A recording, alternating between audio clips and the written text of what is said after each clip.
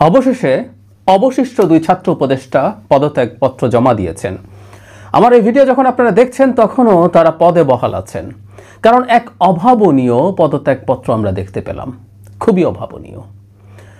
সেটা হচ্ছে নির্বাচন কমিশন যখন তফসিল ঘোষণা করবে সেই পর্যন্ত তাদের পদ থাকবে, এটা ঘোষণা করার সাথে সাথে পদ শূন্য হবে। প্রেস সচিব আমাদেরকে এভাবে জানিয়েছেন।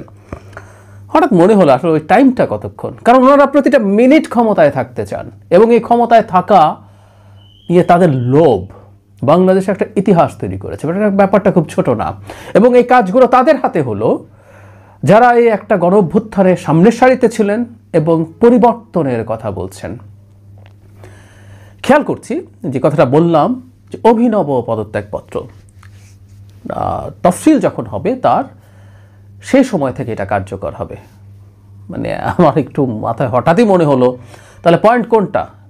আমরা জানি আজ প্রধান নির্বাচন কমিশনার তফসিল ঘোষণা করবেন বেতার টিভিতে ভাষণের মাধ্যমে। উনি যখন শুরু করবেন তখন পদ শূন্য হবে না, যখন শেষ করবেন তখন পদ শূন্য হবে। শেষ করলে মানে যখন ওনার যে স্পিচটা 5-7 মিনিট 10 মিনিট হবে, শেষটা হিসাব করলে ওনার 10 মিনিট বেশি থাকতে পারেন। একটু ফান মনে হচ্ছে, কিন্তু আসলে এই রকম কাজই তারা আসলে করেছেন নাকি। আবার এই প্রশ্ন কেউ করবেন যে তফসিলের ব্যাপারে তারা কনফিডেন্ট না, সেই কারণে শর্তটা এভাবে রেখেছেন যদি কোনো অনিবার্য কারণে তফসিল পিছিয়ে যায়, ধরলাম 15 দিন, 1 মাস, 2 মাস, 5 মাস, 6 মাস, 1 বছর, তাহলেও তারা উপদেষ্টা থেকে যাবেন। মানে কি পরিমাণ সিকিউরডভাবে তারা এটা করেছেন, যতটা সম্ভব যেন পদে থাকা যায়, পদ আঁকড়ে ধরে রাখতে হবে। পুরনো বন্দোবস্ত এগুলো, অথচ শুনছিলাম নতুন বন্দোবস্তের কথা। যেটা বলছিলাম, আমাদের ইতিহাসে এই পদত্যাগপত্রটা খুবই গুরুত্বপূর্ণ আলোচনার বিষয় হয়ে থাকবে। এই দুজনের পদে থাকা বহুদিন থেকে অনুচিত ছিল। পত্রিকার মারফত আমরা জানতে পারি গত সেপ্টেম্বরেই প্রধান উপদেষ্টা তাদেরকে বলেছিলেন পদ থেকে সরে যাওয়ার জন্য। ওই ভদ্রলোক, মানে প্রধান উপদেষ্টার কথা বলছি, ওনার কঠোরই হওয়া উচিত ছিল, চাপ দিয়ে তাদেরকে বের করে দেওয়া দরকার ছিল। তাদের পদে থাকা নিয়ে এনসিপির পক্ষ থেকে একটা যুক্তি দেখানোর চেষ্টা হতো। আবার আগেও তারা যখন দায়িত্বে গিয়েছিলেন, পদে গিয়েছিলেন, ক্ষমতায় গিয়েছিলেন, তখন বলতেন এই সরকারে গণ অভ্যুত্থানকারীদের স্টেক রাখার জন্যই এটা, যে না হলে এই সরকারটা গণ অভ্যুত্থানের সরকার হয় না। তো তাহলে এখন তো গণ অভ্যুত্থানের সরকার না, একটা নির্বাচন করবে গণ অভ্যুত্থানের সরকার না এমন একটা সরকার, সেটাকে তারা তাহলে কিভাবে দেখেন? আসলে আমরা বুঝতে পারি তারা ক্ষমতার স্বাদ নিতে চাইছেন, এবং স্বাদ এত বেশি তাদের লেগে গেছে যে তারা এখান থেকে আর বেরোতে চাইছেন না। জনাব নাহিদ ইসলাম যখন বেরিয়েছেন, এই বাকি 2 ছাত্র উপদেষ্টা তখন বেরিয়ে আসতে পারতেন। তারা দল করুক বা না করুক, দলে যাক বা না যাক, নির্বাচন করুন বা না করুন, কারণ এই 2 ছাত্র উপদেষ্টার সাথে খুব সিরিয়াসলি একটা সময় পর্যন্ত বৈষম্য বিরোধী ছাত্র আন্দোলন, তারপরে নাগরিক কমিটি, পরবর্তীতে এনসিপির যোগাযোগের কথা খুবই প্রকাশ্য।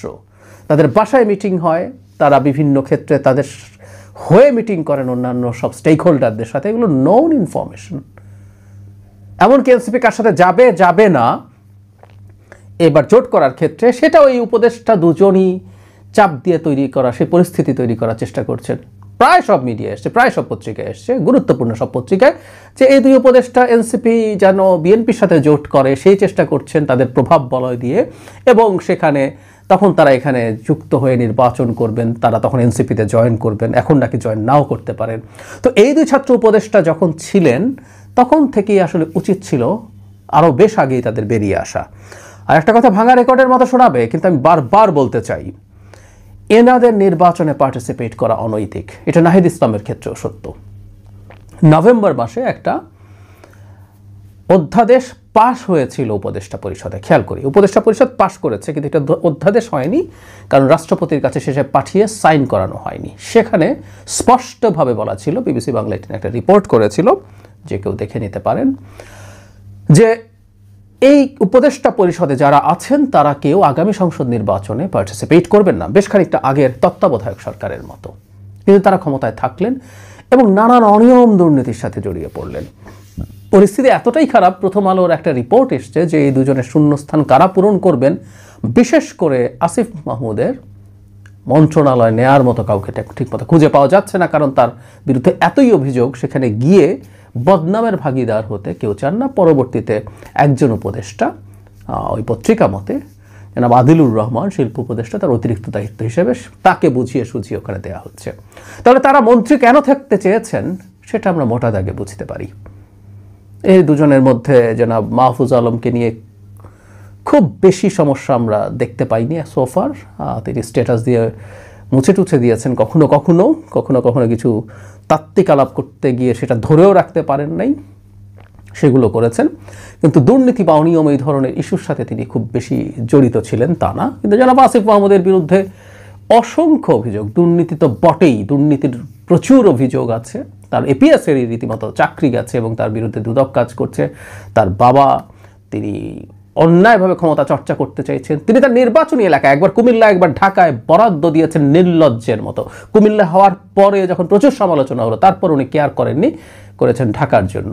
কেউ কেউ বলেন তিনি লম্বা রেসের ঘোড়া, তিনি রাজনীতিতে ভালো করতে পারেন।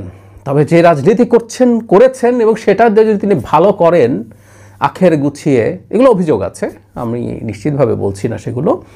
তো যদি সেই রকম রাজনীতিতে টিকে থাকেন তাহলে সে পুরনো কথা, এগুলো পুরনো বন্দোবস্ত, পুরনো রাজনীতি। টিপিক্যাল রাজনৈতিক দলগুলো বাংলাদেশে এই করেছিল। সুতরাং এই যে নতুন কিছু করবেন, অনেক কিছু হয়ে গেছে। এই যে যিনি রাষ্ট্রের টাকা খরচ করে নিজ উপজেলায় খরচ করেন কুমিল্লাতে অবকাঠামোর জন্য, এক উপজেলার এত খরচ করেছেন, তার 5% খরচ করেনি এমন জেলা আছে বেশ কয়েকটা। ইয়াস, 5% 20 কোটি টাকা এর নিচে খরচ করেছেন উনি। 450 কোটি খরচ করেছিলেন এবং এটা ওনার বাবার টাকা না, ফর গডস সেক, জনগণের টাকা। এবং অনেক উন্নত অবকাঠামোর জেলা কিন্তু কুমিল্লা, এটা একটা র্যাঙ্কিং আছে। তার চেয়ে নিচে থাকা অনেক জেলায় তিনি বরাদ্দ দেননি, অথচ তিনি বৈষম্য বিরোধী ছাত্র আন্দোলনের সমন্বয়ক ছিলেন, সেই মুভমেন্টে ছিলেন। একটা কথা বলে ফেলতাম, আসলে এইসব আসলে নতুন বন্দোবস্ত কিছু না। ওনারা বিসিএসের কোটা বিরুদ্ধে লড়াই করেছিলেন, সেটা শেষ পর্যন্ত শেখ হাসিনা পতনের আন্দোলনে গিয়ে হঠাৎ করে টার্ন করে। এটাই হয় তিউনিসিয়ার মোহাম্মদ বোয়াজিজির মৃত্যুর পর যেটা হয়েছিল। আমি বহুদিন থেকে, আমাকে যারা শোনেন, আমার লেখা যারা পড়েন তারা জানেন, শেখ হাসিনার সময় কয়েক বছর থেকে আমি তিউনিসিয়া মডেল বাংলাদেশে হবে বলে বলছিলাম। কোনো না কোনো একটা ফর্মে, কোনো না কোনো একটা ঢঙে এটা ঘটে যাবে।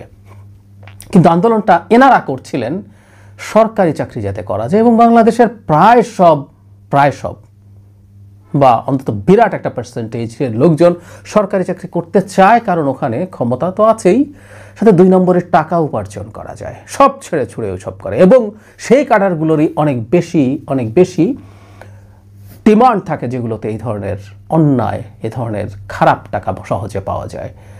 এবং তাদের বেশিরভাগেরই পছন্দ থাকে প্রশাসন এবং পুলিশ, যেগুলো শেখ হাসিনাকে ক্ষমতায় রাখতে সাহায্য করেছিল।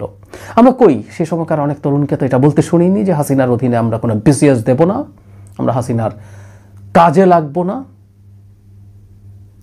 যারা এই আন্দোলন করেছেন তারা পুলিশ এবং প্রশাসনে যদি চাকরি হতো, তারা শেখ হাসিনার হয়ে কি গণতন্ত্রের লড়াইকে দমন করতে যেতেন না? তারা পরবর্তীতে পদায়িত যদি হতেন বিভিন্ন নির্বাচনী দায়িত্বে, তারা কি শেখ হাসিনার ভোট ডাকাতির বিরুদ্ধে ফাইট করতেন নাকি সেটাকে সহায়তা করতেন? আমরা এগুলো বুঝতে পারি।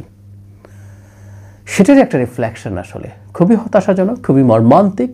কিন্তু এতটা হবে সেটাও ভাবিনি। আমি ভেবেছি তারা শেষ পর্যন্তই থাকবেন, অন্তত 7 দিন, 10 দিন, 15 দিন হাতে রেখে তারা হয়তো কাজগুলো করবেন। রিজাইন করার কথা বলছি না, শেষ সেকেন্ডটাও তারা ব্যবহার করতে চাইছেন। মাই গড, আমি এতটাও কল্পনা করি নির্লজ্জতার, মানে কথ্য ভাষায় বলি ছ্যাঁচড়ামোর এই পর্যায়ে তারা নামবেন, এতটাও কল্পনা করিনি। খুবই দুর্ভাগ্য আমাদের, খুবই দুর্ভাগ্য আমাদের। তাদের কাছে আমাদের ঋণ আছে, তারা অত্যন্ত গুরুত্বপূর্ণ রোল প্লে করেছেন, সেটা মিথ্যা হয়ে যায় না। কিন্তু পরবর্তীতে